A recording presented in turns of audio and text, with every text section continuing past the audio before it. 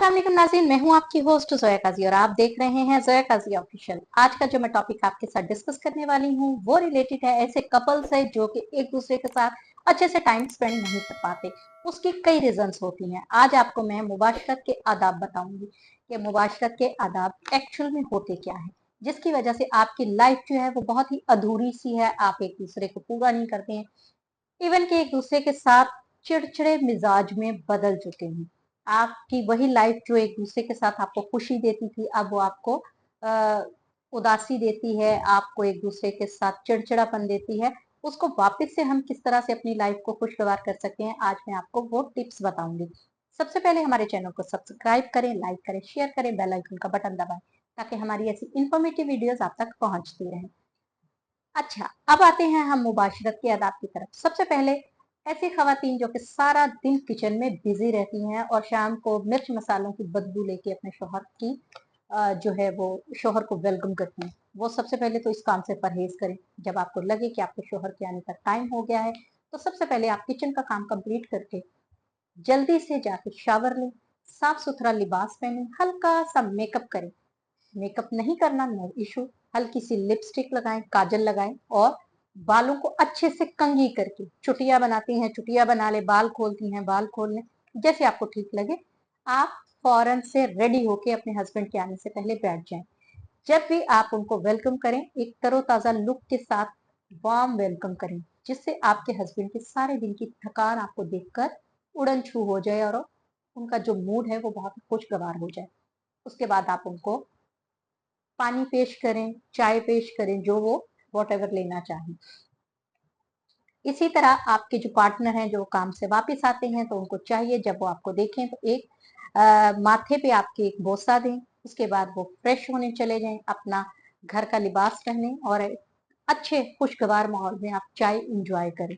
अगर खाने का टाइम है तो आप उनको खाना खिलाएं। उसके बाद कमरे में हल्की सी खुशबू फैला दें, फूलों की पत्तियां भी रख दें जिससे हल्की हल्की खुशबू आती रहे। कैंडल जला लें और उसके अलावा लाइट सी रोशनी कमरे में कर दें। जैसे कि एक आप देखते थे कि पहले जमाने में लालटेन की रोशनी होती थी, अब वो ही रोशनी अगर आप कैंडल्स जला लेते हैं तो ठीक है, अदरवाइज आप जीरो का बल्ब भी जला सकते हैं, कोई बड़ी बात नहीं है।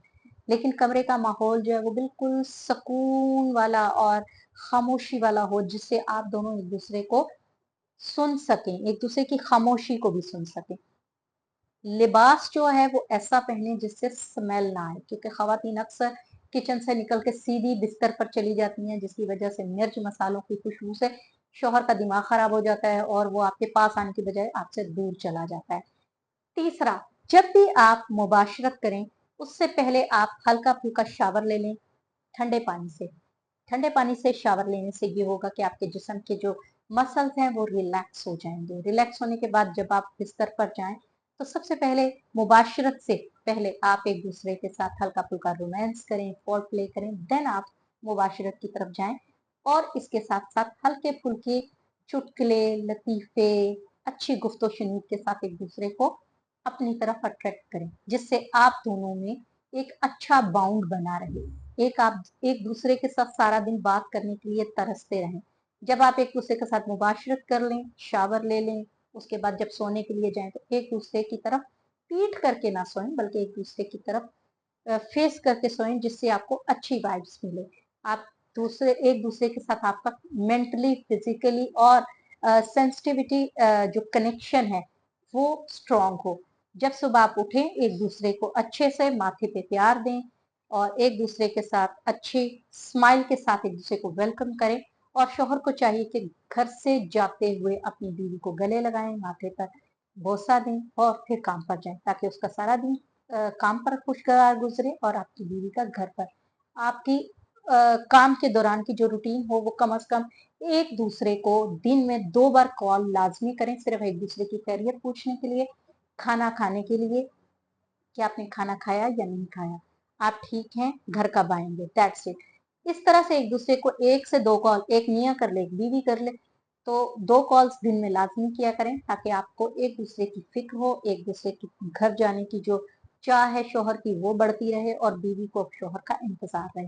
इस तरह से आप अपनी लाइफ को दोबारा से अपनी पटड़ी पर लेकर आ सकते हैं एक दूसरे को पहले जैसा वो फील करवा सकते हैं कि आप एक दूसरे से लव करते हैं। या ऐसे कपल्स जिन्होंने लव मैरिज की और वो अब पछताते हैं कि हमने की ही क्यों, वो दोबारा से एक दूसरे से लव करना शुरू हो जाएंगे।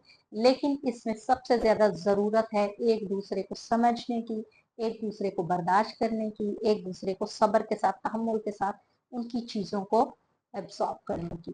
तो उम्मीद है नाजरीन आपको मेरा ये वीडियो अच्छा लगा होगा। अपना बहुत सारा ख्याल रखिएगा, दुआओं में याद रखिएगा। अल्लाह हाफिज।